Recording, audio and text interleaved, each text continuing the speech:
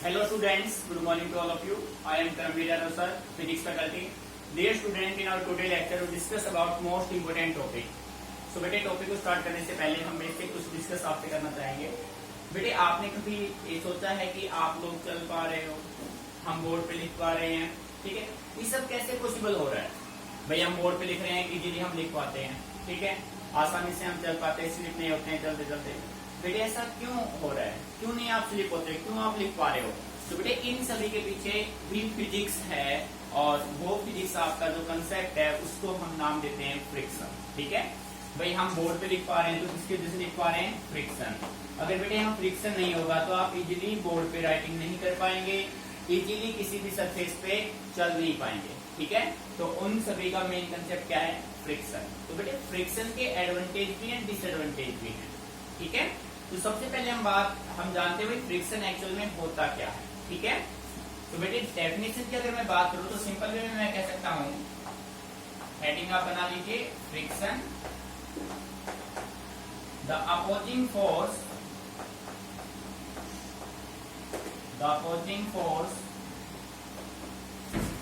which comes into play,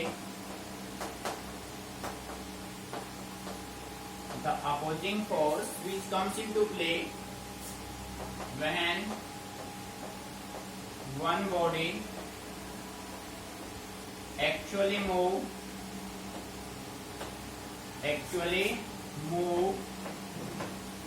or even try to move over the surface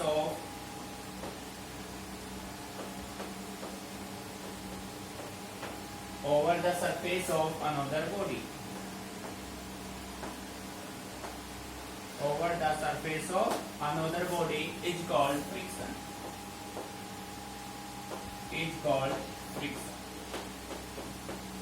बेटे आप बातों practical समझिए, चीजों बात तो समझना है ध्यान से. ठीक है भाई, हम ये कह रहे हैं फ्रिक्शन एक अपोजिंग फोर्स है which comes into play when one body actually move or even try to move over the surface of another body is called friction. कैसे?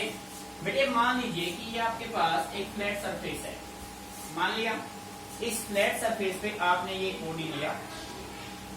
ठीक है, ये जो बॉडी है इस फ्लैट सरफेस पे क्या करेगा? मूव करेगा. ठीक है, अब जैसे बॉडी इस पे मूव करेगा बेटे, ये जो बॉडी है ना, इस बॉडी का जो वेट है, किसी भी बॉडी का वेट हमेशा कैसे एक्ट करता है? Vertically downward. Weight mg of the body acting vertically downward. ठीक है, क्लियर? और बेटे इस वेट को जो बैलेंस करता है वो आपका होता है नॉर्मल रिएक्शन R. R यहाँ पे क्या है? Normal reaction. समझना भाई ध्यान से. ठीक है प्यारे बच्चों, अब हम इस बॉडी को मूव कराएंगे इस फ्लैट सरफेस पे, तो इस पे कुछ अप्लाइड फोर्स आपको देना होगा, और ये अपना अप्लाइड फोर्स हो गया. This is P is applied force. बेटे जब तक आप किसी बॉडी पे फोर्स अप्लाई नहीं करेंगे वो बॉडी मोशन में नहीं आएगा. ठीक है, अब बेटे इसके अपोज देखो, बॉडी मूव कहाँ कर रहा है? फॉरवर्ड में. तो इसके अपोजिट जो फोर्स लगेगा, जो कि फ्रिक्शन होगा, वो इसके अपोजिट सेंस में लगेगा, और बेटे वो कहाँ लगेगा?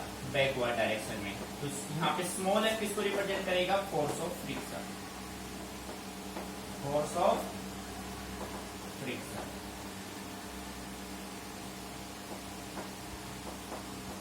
Force of friction. बेटे आया नहीं समझ में? ठीक है, जब कोई भी बॉडी फॉरवर्ड में मूव करेगा, तो उस पे अपोजिट फोर्स जो लगेगा, that force is said to be force of friction. और बेटे अब देखो, बॉडी मूव कर गया. बॉडी मूव कब करेगा? जब अपना अप्लाइड फोर्स किससे ग्रेटर हो? फोर्स ऑफ फ्रिक्शन से. तो यहाँ पे मैं पॉजिटिव बना लेता हूं, P when P greater than F. Applied force greater है फोर्स ऑफ फ्रिक्शन से, देन बॉडी मूव. तब बेटे बॉडी मूव करेगा. Second situation, when applied force less than force of friction, body does not move. Body does not move. बेटे आ रहा है नहीं समझ में? ठीक है।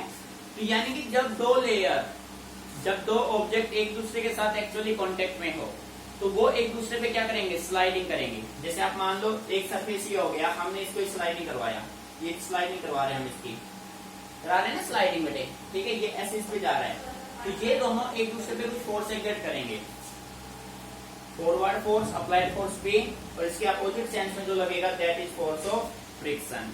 बेटे बॉडी मूव कब करेगा, जब अप्लाइड फोर्स अपना किससे ग्रेटर होगा, फोर्स ऑफ फ्रिक्शन से। अगर अपना अप्लाइड फोर्स लेस देन है फोर्स ऑफ फ्रिक्शन से, तो बॉडी मोशन में नहीं आएगा, बॉडी किस में रहेगा, रेस्ट में।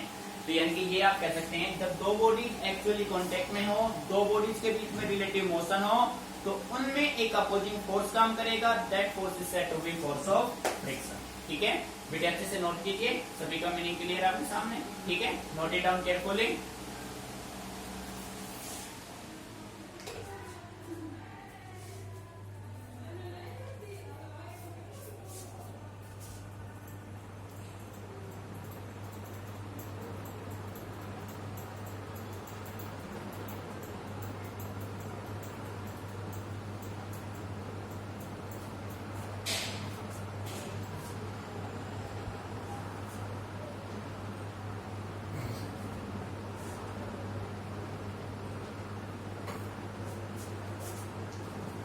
देखो बेटे, अब हम बात करते हैं टाइप्स ऑफ फ्रिक्शन की, ठीक है। अच्छे समझना है आपको, ध्यान से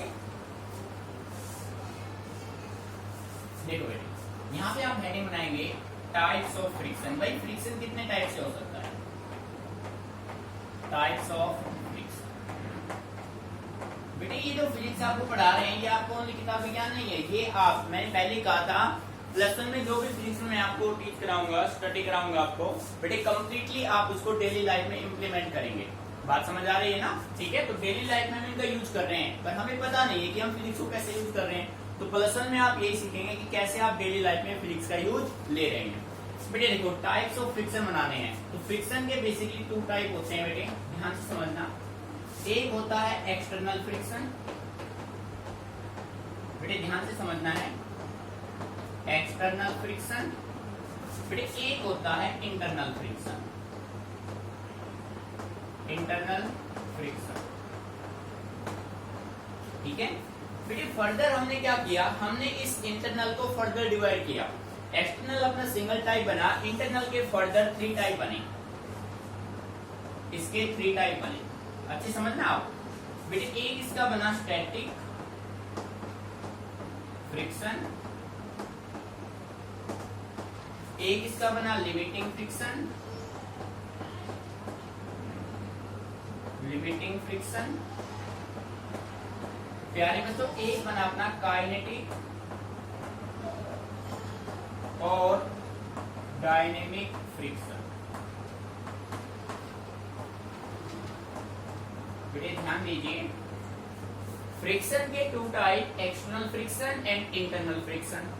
इंटरनल के फिर 3 टाइप्स बने, स्टैटिक, लिमिटिंग, काइनेटिक और डायनेमिक, ठीक है। फिर हमने देखा जो काइनेटिक और डायनेमिक है, इसके फिर 2 पार्ट बने, इसके फिर 2 पार्ट बने, समझना बेटे ध्यान से। एक आपका बना स्लाइडिंग फ्रिक्शन,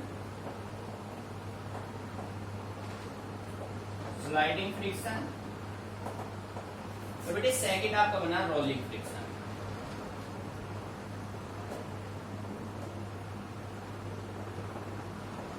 बेटे आ रहा है नहीं समझ में। बेटे फ्रिक्शन के 2 टाइप, एक्सटर्नल और इंटरनल। इंटरनल के 3 टाइप, स्टैटिक, लिमिटिंग, काइनेटिक और डायनेमिक। काइनेटिक और डायनेमिक के फिर 2 टाइप, एक स्लाइडिंग, दूसरा रोलिंग। तो बेटे इनके डेफिनेशन बिल्कुल इजी है, मैं आपको कुल एक लाइन दूंगा और उस एक सिंगल लाइन में हम बस एक वर्ड को चेंज करेंगे और बाकी पूरा फ्रिक्शन आपका सॉल्व हो जाएगा। कितने डेफिनेशन, 1 2 3 4 5 6 7 डेफिनेशन आप एक सिंगल लाइन से सोल्व कर देंगे और इस सिंगल वर्ड को चेंज करके। बेटे बात समझ आ रही है। तो सबसे पहले आप इस टेबल को अच्छे से ऑब्जर्व कर लीजिए, फिर हम स्टडी करेंगे सबसे पहले एक्सटर्नल फ्रिक्शन को, ठीक है। फिर हम समझेंगे 1 बाय 1 इनको अच्छे से पूरा एक्सप्लेन करेंगे सिंगल लाइन से, ठीक है। Note it down carefully.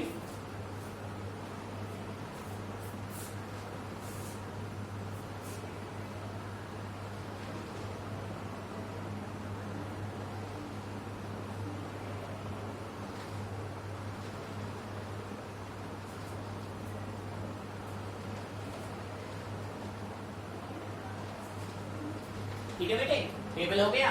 तो बेटे सबसे पहले हमें किसको सोल्व करना है, सबसे पहले हम सोल्व करेंगे एक्सटर्नल फ्रिक्शन को। तो यहाँ पे मैंने हेडिंग बना लिया एक्सटर्नल फ्रिक्शन, एक्सटर्नल फ्रिक्शन। बेटे समझना है, रटना नहीं है, डेली लाइफ में यूज करेंगे आप इनका, ठीक है। देखो the friction, the friction which arises, the friction which arises when two bodies are in contact, when two bodies are in contact or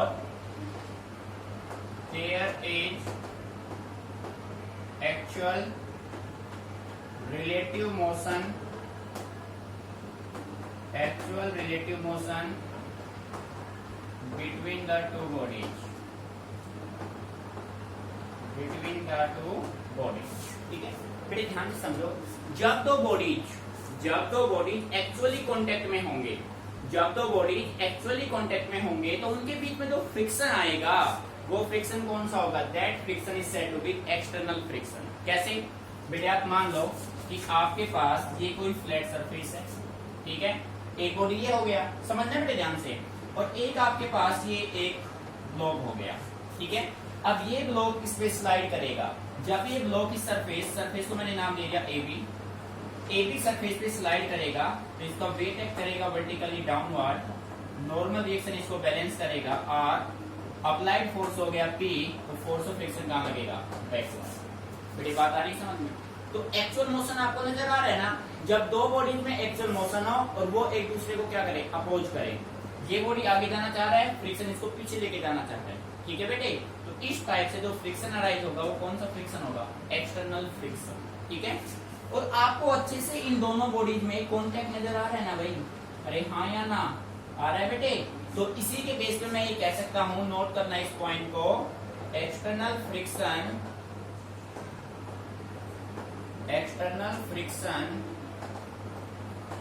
is also known as contact friction. It also known as contact friction.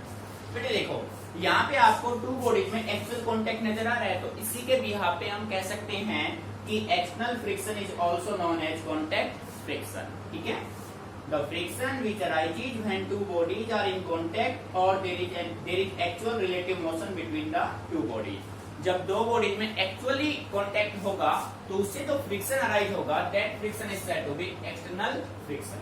बेटे आया नहीं समझ में, note it down carefully. और बेटे external friction का second name क्या है, कांटेक्ट फ्रिक्शन, ठीक है, नोट इट डाउन। और फिर हम स्टडी करेंगे इंटरनल फ्रिक्शन।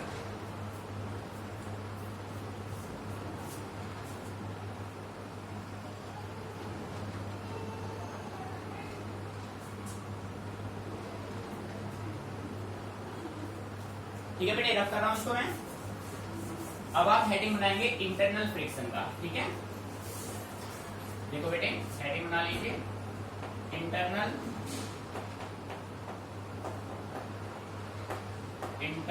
फ्रिक्शन। देखो बेटे मैं कह सकता हूं the friction which arises when there is relative motion between every two layers of liquid। बेटे देखो एक्सटर्नल फ्रिक्शन आपको इजीली ऑब्जर्व हो जाएगा, बट इंटरनल फ्रिक्शन आपको इजीली ऑब्जर्व नहीं होगा, वो आपको एक्सपेरिमेंटली ऑब्जर्व होगा, ठीक है भाई। The friction which rises when there is a relative motion between every two layer of liquid. कैसे बेटे, मान लीजिए कि आप ये लिक्विड फ्लो कर रहा है भाई, किसी भी रिवर में लिक्विड फ्लो कर रहा है, तो बेटे ये लिक्विड ऐसे एक दूसरे को इंटरसेक्ट करता जाएगा, ये लिक्विड का फ्लो होता है। मेन समझ में आ रहा है? यानी कि हर एक 2 लेयर्स के बीच में रिलेटिव मोशन है या नहीं है? इन दोनों लेयर्स के बीच में क्या है? रिलेटिव मोशन है या नहीं है? तो बेटे जब लिक्विड फ्लो करेगा, लिक्विड के किन्हीं 2 लेयर के बीच में जो अपोजिंग फोर्स आएगा, that opposing force is said to be internal friction. ठीक है, मीनिंग समझ में आ गया? ठीक है, यानी ये होगा सॉलिड में और ये होगा लिक्विड फॉर्म में। ठीक है, अच्छा तो आप ये कह सकते हैं इंटरनल, ध्यान देना इस बात पे, internal friction is also known as viscosity of the liquid. Viscosity of the liquid. इस पॉइंट पे ध्यान देना है बेटे। विस्कोसिटी का मतलब होता है there is a relative motion between every 2 layers of liquid, that is viscosity. तो इंटरनल फ्रिक्शन को हम सेकंड नेम क्या दे सकते हैं? क्या दे सकते हैं भाई? Viscosity of the liquid. बेटे ये आपका हो गया इंटरनल फ्रिक्शन। अब हम डिफाइन करेंगे स्टैटिक को, लिमिटिंग, काइनेटिक और डायनेमिक फ्रिक्शन। ठीक है, 1 by 1 अच्छे से समझना है। ठीक है, नोट इट डाउन केयरफुली।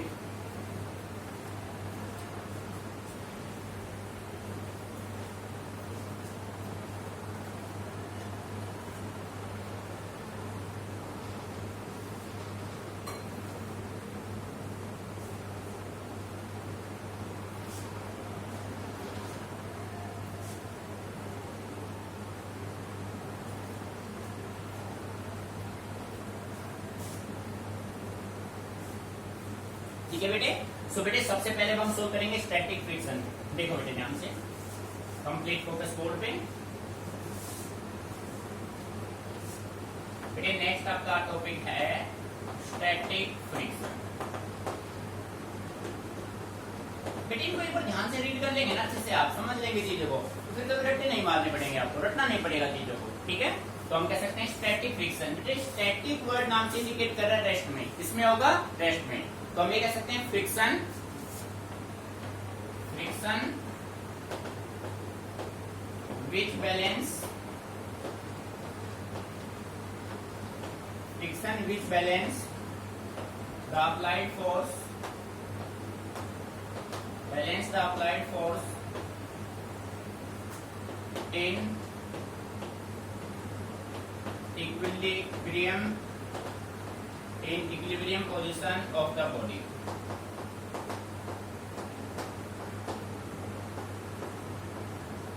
बेटे देखो, जब बॉडी रेस्ट पे है तो उसने क्या मेंटेन कर रखा है? जब बॉडी रेस्ट पे होगा तो इक्विलिब्रियम कंडीशन को मेंटेन करेगा।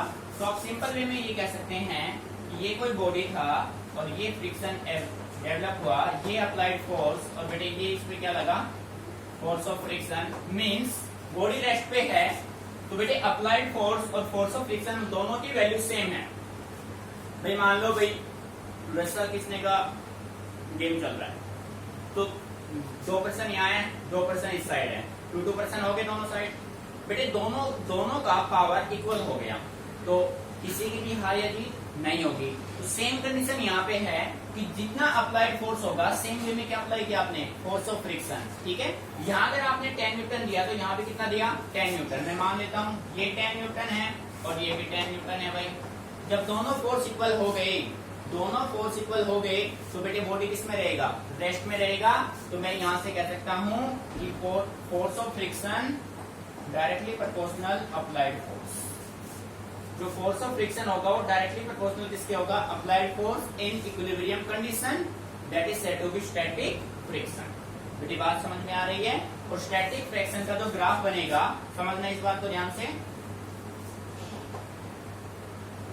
यहाँ पे फोर्स ऑफ फ्रिक्शन और यहाँ पे अप्लाइड फोर्स, तो बेटी इसका जो ग्राफ बनेगा वो कैसा बनेगा? स्ट्रेट लाइन,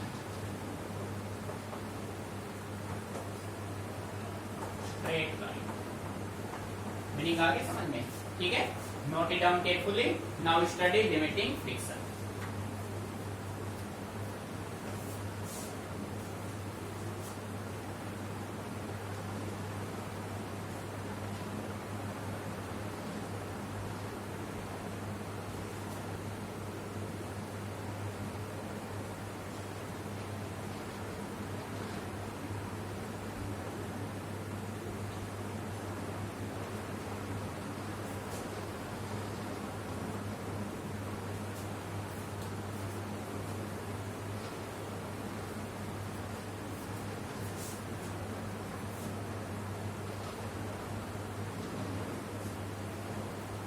ठीक है।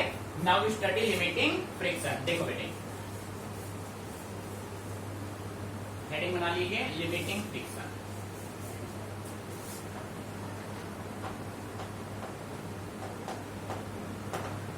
Limiting friction.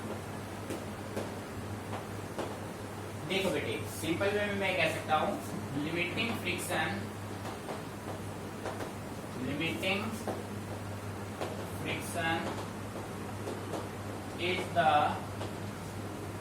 maximum opposing force, maximum opposing force that comes into play when the opposing force that comes into play when a body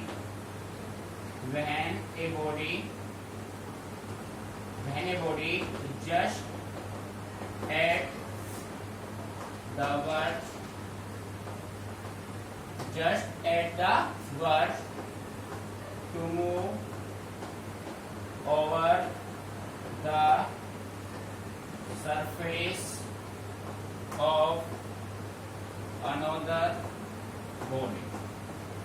बेटे इसको ध्यान से समझना, लिमिटिंग फ्रिक्शन का मतलब क्या है। भाई हमने कहा limiting friction is the maximum opposing force that comes into play when a body just at the verge. बेटे मेन पॉइंट ये है, just at the verge to move over the surface of another body. यानी कि आप ये मान लीजिए, आप एक ऐसी सिचुएशन मान लीजिए, आप गाड़ी में बैठे हैं और गाड़ी आपने स्टार्ट कर लिया। अब आपने ऐसी कंडीशन बना ली कि गाड़ी अभी चलने वाला है, गाड़ी चलने वाला है पर गाड़ी चला नहीं है, गाड़ी चलने वाला है पर गाड़ी चला नहीं है। बेटे बताता हूं मैं आपको तीनों पैरामीटर पे, इन तीनों को समझा देता हूं सिंपल वे में। स्टैटिक, लिमिटिंग और काइनेटिक का मीनिंग क्या है। आप मान लीजिए एक गाड़ी में आप बैठे हैं, सबसे पहला कंडीशन आपका गाड़ी किसमें है, रेस्ट में है। जब आपका गाड़ी रेस्ट में है तो उस कंडीशन में आपका अप्लाइड फोर्स और फोर्स ऑफ फ्रिक्शन दोनों ही क्या है, same. That condition is said to be static friction. ठीक है। अब आपने गाड़ी को स्टार्ट कर लिया, गाड़ी को स्टार्ट तो आपने कर लिया, पर अब कंडीशन दो है, आप उसको रेस्ट में भी रख सकते हैं और मोशन में भी रख सकते हैं। ठीक है। पर अब हम ये पॉसिबिलिटी बनाएंगे कि भाई गाड़ी रेस्ट में भी रह सकती है और मोशन में भी। यानी कि अब गाड़ी चलने ही वाली है पर चली नहीं है, गाड़ी चलने वाली है पर चली नहीं है, उसमें जो फ्रिक्शन अप्लाई होगा that is limiting friction. But ये जो लाइन लिखी ना मैंने, just at the verge, means जो गाड़ी है वो अभी मूव करने वाली है पर मूव नहीं हुई है, मूवमेंट नहीं किया है। बात समझ आ रही है। तो बेटे वहां पे जो फ्रिक्शन लगेगा that is said to be limiting friction. ठीक है। अच्छा, अब गाड़ी मूव करने वाली है पर किया नहीं है तो लिमिटिंग हो गया, और अगर ये गाड़ी मूव कर जाए तो कौन सा बन जाएगा, काइनेटिक और डायनेमिक। बेटे आया मीनिंग समझ में। जैसे ही गाड़ी मूव करेगा तो ये फ्रिक्शन किसमें कन्वर्ट हो जाएगा, काइनेटिक और डायनेमिक। गाड़ी खड़ी है, स्टैटिक। गाड़ी स्टार्ट हो गई पर चली नहीं है, लिमिटिंग। गाड़ी चल दी, स्टार्ट हो गई और चलने लगी तो कौन सा हो जाएगा, काइनेटिक और डायनेमिक। ठीक है बेटे, अच्छे से ऑब्जर्व कीजिए। Clear. Limiting friction is the maximum opposing force that comes into play when the body just at the verge. बेटे जस्ट एट द वर्ज का मीनिंग है कि बॉडी मोशन में है, वो मोशन में अभी नहीं आई है, आने वाली है। ठीक है, नोट इट डाउन। ठीक है भाई, रख कर रहा हूं इसको मैं। नेक्स्ट बनेगा अपना एक्सटर्नल फ्रिक्शन का। अब नेक्स्ट करना बेटे कौन सा, काइनेटिक और डायनेमिक। काइनेटिक और डायनेमिक फ्रिक्शन। ठीक है। तो बेटे बॉडी जो गाड़ी थी स्टार्ट थी, अब वो एक्चुअली चलेगी। ठीक है। तो मैं कह सकता हूं the opposing force that comes into play when one body actually move actually move over the surface of another.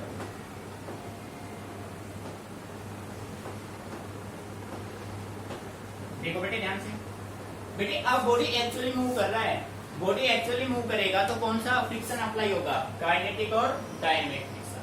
ठीक है, तो इसी के बेस पे हमने इसके दो टाइप बनाए। बेटे यहीं पे मैं सोल्व कर रहा हूं, ध्यान दीजिए।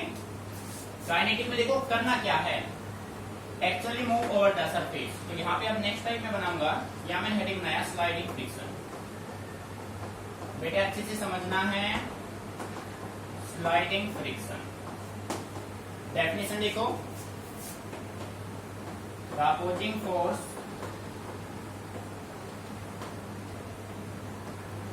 that comes into play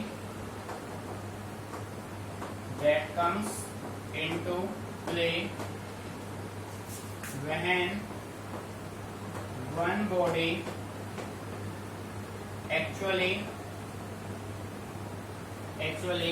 sliding, main क्या है, sliding over the surface of another body is called sliding friction।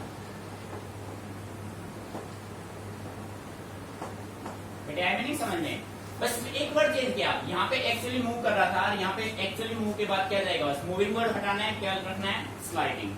ठीक है, रोलिंग में क्या करना है, बस इस वर्ड को हटाओगे, क्या रख दोगे, रोलिंग। बेटे मेन एग्जांपल देखो, for example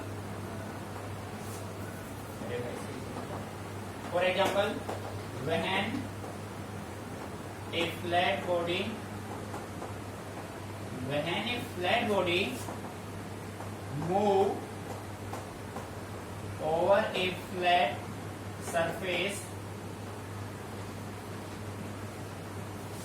surface then the friction is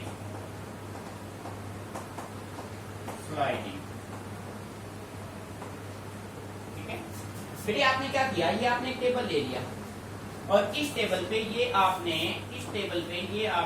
एक फ्लैट बॉडी ले लिया और एक फ्लैट बॉडी जो स्लाइडिंग करेगा तो वो कौन सा फ्रिक्शन होगा, that friction is said to B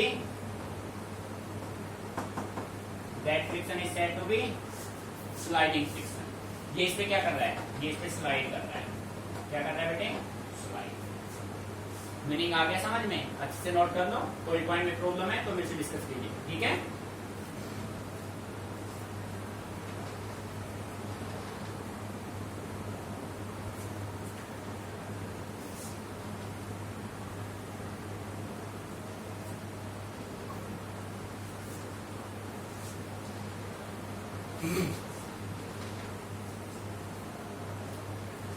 ठीक है बेटे, भाई स्लाइडिंग फ्रिक्शन में the opposing force that comes into play when one body actually sliding.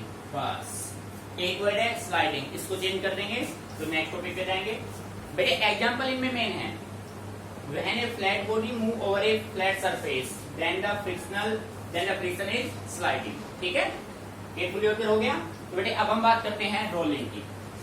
तो बेटे मैं इसको रफ कर रहा हूं इस साइड से, अच्छे से ऑब्जर्व करना। देखो भाई अब हमने हेडिंग बना दिया रोलिंग, क्या बना दिया, रोलिंग फ्रिक्शन।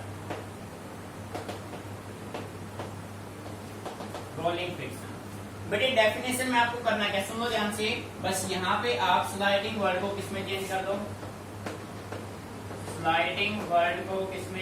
दो, रोलिंग में। कंप्लीट डेफिनेशन आपका सेम। डेफिनेशन क्या बनेगी, आपको पूरा लिखना है बेटे, ठीक है, शॉर्टकट अप्लाई नहीं करना है, समझा रहा हूं आपको। आप लिखोगे the opposing force that comes into play when one body actually, क्या लिखोगे यहाँ पे, rolling over the surface of another body is called, कौन सा फ्रिक्शन आ जाएगा बेटे, रोलिंग फ्रिक्शन। ठीक है, अब एग्जांपल क्लियर कर लेते हैं। For example when a wheel move over a road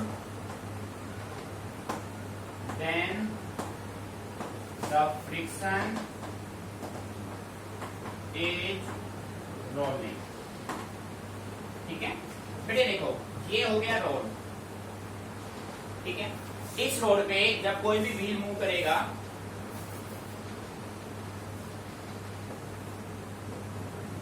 इस रोड पे जब कोई भी, ये व्हील हो गया, जब कोई भी व्हील मूव करेगा तो बेटे जो फ्रिक्शन आएगा वो फ्रिक्शन कौन सा आएगा?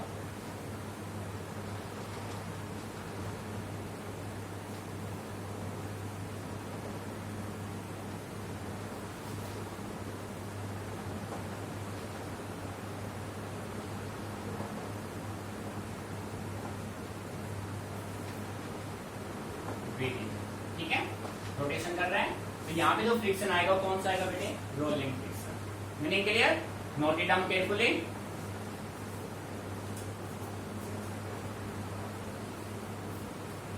बेटे यहाँ पे देखो, ये तो मैंने दिखा रखा ना फ्लैट सरफेस था, तो व्हील यहाँ पे क्या है? माउंटेड है, माउंटेड, और यहाँ से क्या हुआ है? डिप्रेस हुआ है।